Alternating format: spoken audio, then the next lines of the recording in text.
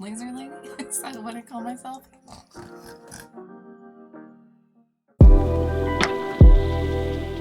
Hey there, it's your friendly neighborhood laser lady, and I'm here for a quick video today just to show you a few different ways to make one of my new designs, No Face from Studio Ghibli. Well, let's get that facing the right way.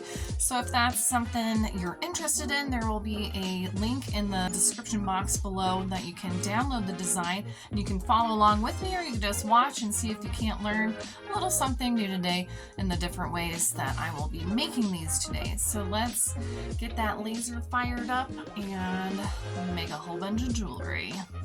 These designs can be made out of pretty much anything. Here I'm cutting a solid light colored wood for me to paint.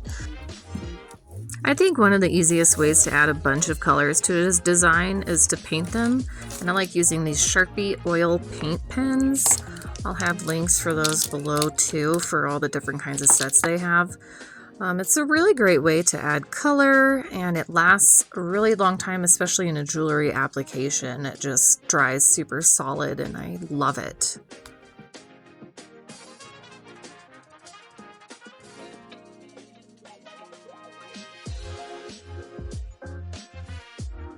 I didn't paint the backside, but you totally could if you wanted to. I just love the way those little bath tokens turn out. For the rest of these No Face pendants, I'm going to color it in with Sharpie, and the reason why I'm doing it with just a normal Sharpie is because I'm going to actually sand them down a little bit and give them a distressed look.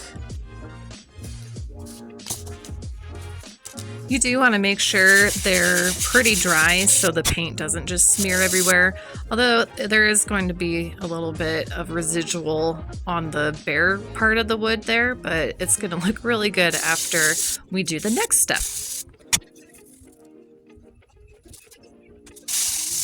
I'll be cleaning these up a bit with one of my old buffing cloths, and then I'm going to take my Rust-Oleum clear gloss, give it a couple of coats and let them dry. While those are drying, let's go ahead and buff out the acrylic pieces we've made.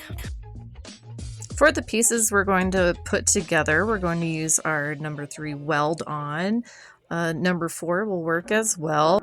I'll be using an upholstery needle to move the solvent into the crevasses, but you can also use the bottle applicator or even a paintbrush, and it'll just suck it right up in between the 2 layers. Next we have the Gorilla tape, like the duct tape stuff. I love this. It saves your fingernails from having to tear off all of the paper backing. So definitely get yourself some of that. You're going to save so much time and effort. For the acrylic pieces that we've painted, I cleaned that up if it got outside the lines a little bit with just the number 2 polish again. Great thing to have on hand. And to get rid of the sharp edges, we just file it down. Super easy. And those distress pieces from earlier should be dry. As you see, they're kind of shiny, and it's just a fun effect. So it's definitely something you should give a try. Thank you so much for watching. I hope you learned something new. And again, if you like the designs that we made here today, there is a link down in the description box. And yeah, oh, and if you like these, this is also something you can download and make yourself. So I'll include that down there too. Please like and subscribe and do the notification bell, because my schedule is so crazy. I don't know when I'm going to upload anything. So that'll let you know when I do. And thank you again so much for watching, and we'll see you next time. Bye.